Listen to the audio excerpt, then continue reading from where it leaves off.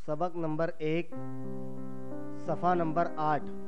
प्यारे बच्चों, आज हम हुरूफ तहज्जी के चंद हुरूफ पढ़ेंगे। ओ अनार का ओ,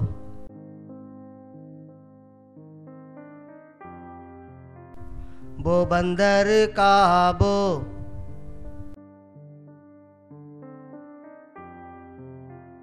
पो पतंग का पो,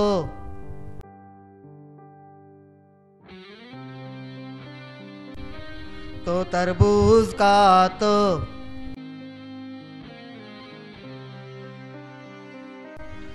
टमाटर का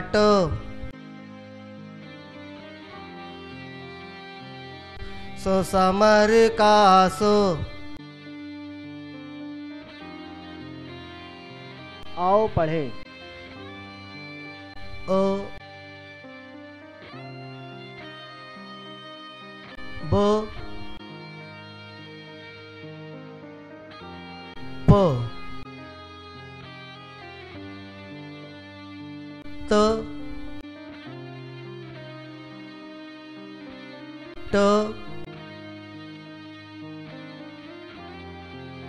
सो।